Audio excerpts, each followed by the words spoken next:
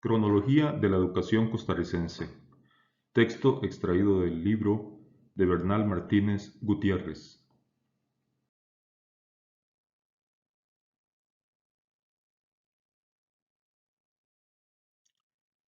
Educación indígena. Educación espontánea.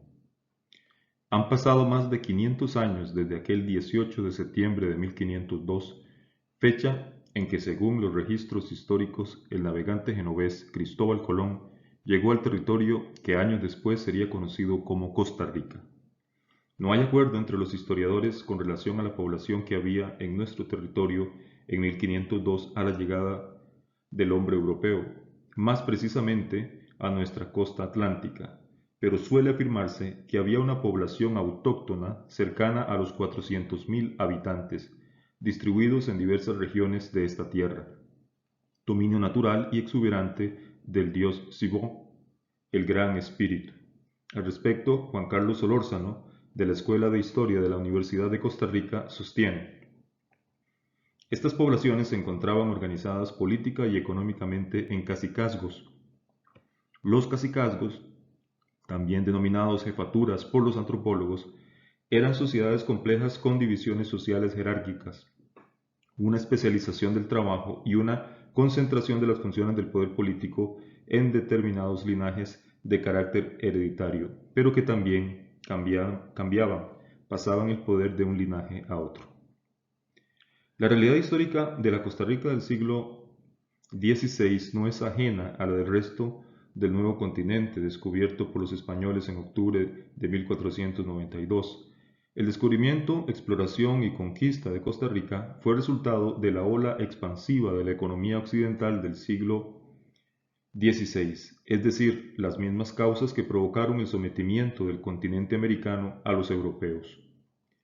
No obstante estas similitudes, existen algunas particularidades entre el territorio costarricense y el resto de Hispanoamérica, y entre ellas está la educación, elemento fundamental del que se echó mano para amalgamar una sociedad incipiente entre 1502 a 1565, una colonia con identidad propia de 1565 a 1821 y un Estado nacional que se propuso a partir de la independencia con tres objetivos esenciales. Número uno, la fundación de una república. Número dos, la implementación de una economía agroexportadora. Y número tres, una educación organizada.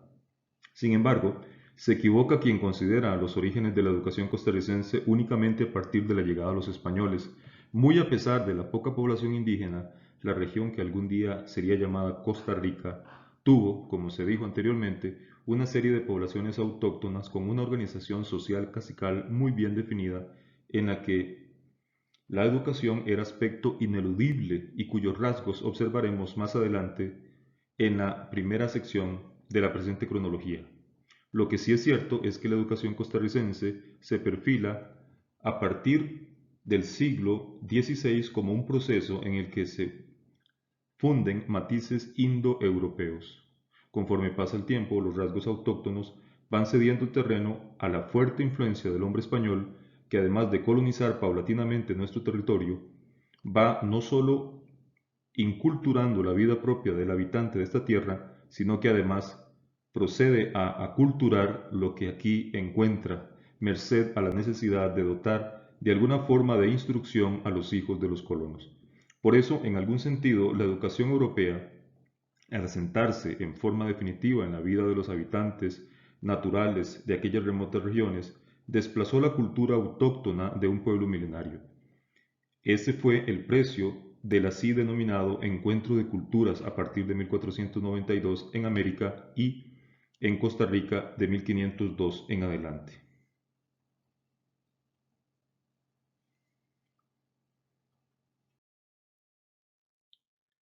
Educación indígena, educación espontánea. Tal y como se apuntó en la introducción, a la llegada de los españoles a nuestras tierras en septiembre de 1502, nuestro territorio estaba prácticamente ocupado en su totalidad por un grupo cercano a 400.000 habitantes. Pero, ¿desde cuándo se tiene noticia de la presencia del hombre en Costa Rica? Contrario a lo que se creía, incluso desde hace pocos años, se tienen testimonios suficientes como para considerar que estos territorios fueron habitados por el Homo sapiens desde el año 10.000 a.C., en una extensión territorial que apenas sobrepasa los 50.000 kilómetros cuadrados. Se halla una riqueza natural y una biodiversidad silvestre que el hombre prehistórico pudo explotar, de tal manera que supo convivir en armonía con la madre tierra, razón de ser de su natural cosmovisión. Estudios arqueológicos y consecuentes investigaciones antropológico-culturales permiten establecer una división de grupos muy bien definidos, según sus regiones geográficas y de acuerdo a periodos temporales claramente fijados. Para tal efecto, veamos el siguiente cuadro que nos ilustra cómo fue la distribución en el tiempo y en el espacio de los periodos autóctonos en mención hasta la llegada de los españoles.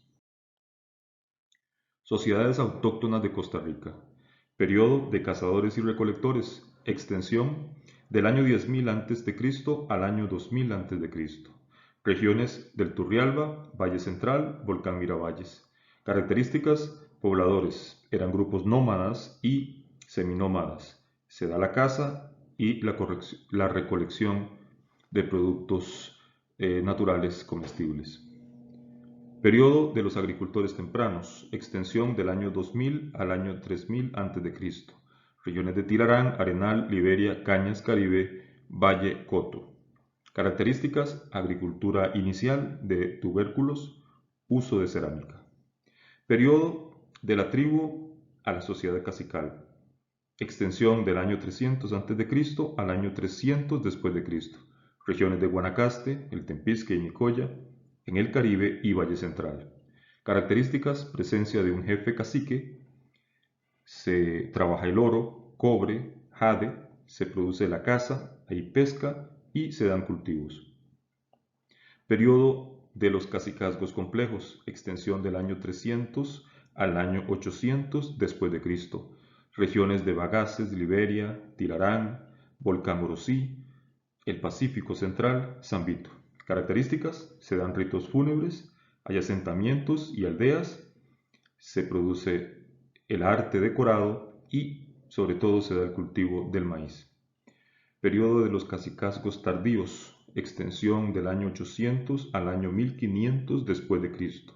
Regiones Central, Cartago, Guayabo, Diquís, Osa y Terraba, y la Gran Nicoya. Características: oro y cerámica policroma. En la agricultura se cultiva frijol, ayote, maíz y hay estatuitaria.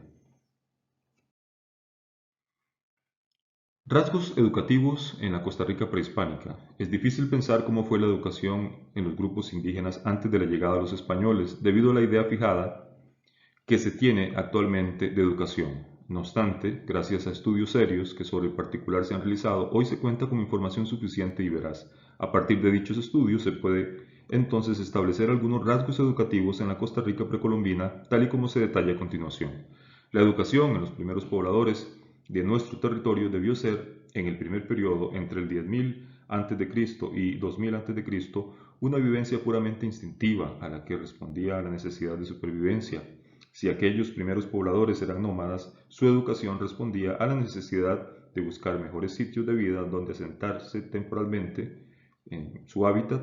Si sobrevivían a partir de la cacería de especies animales y gracias a la recolección de frutos silvestres, la educación estaba orientada a la forma de cómo debían cazarse y cómo recolectar frutos. Por esta razón, ya desde los comienzos se trató de una educación espontánea.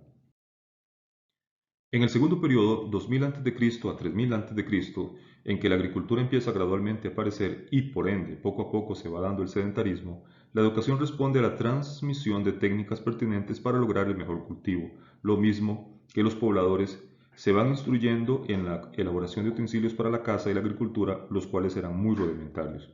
Para esta época, lo mismo que en el periodo anterior, es obvio pensar que exista la amenaza del animal salvaje, razón por la cual el propósito de la educación se enfocará a la preparación de defensa y ataque para asegurar la supervivencia del grupo tribal. El arte de la cerámica será otra forma de educación, aunque con rasgos aún muy rudimentarios e incoloros. Con la instauración de la sociedad cacical, hace su aparición el jefe, el cacique, que se convierte a su vez en el maestro, en el guía del pueblo, de la aldea, que será en el tercer periodo más elaborada, año 300 a.C. al año 300 después de Cristo. A partir del tercer periodo, la organización social cacical define los distintos estamentos en caciques guerreros, caciques teocráticos, que en algún sentido determinan un orden a seguir dentro de las sociedades autóctonas. En este sentido, establecen una forma de educación que responde a las necesidades del grupo. Los trabajos de cobre y oro requieren ya de una destreza y habilidad desconocida hasta entonces. La dieta alimenticia, que incluye, además de la carne y los tubérculos, el pescado, implica manejar no solo el arte mismo de la pesca, sino además prácticas de navegación, aunque incipientes y simples, pues no se pescaba únicamente en el mar, sino en los grandes ríos. En el cuarto periodo, año 300 al año 800 después de Cristo, la organización cacical ha llegado casi a su plena madurez.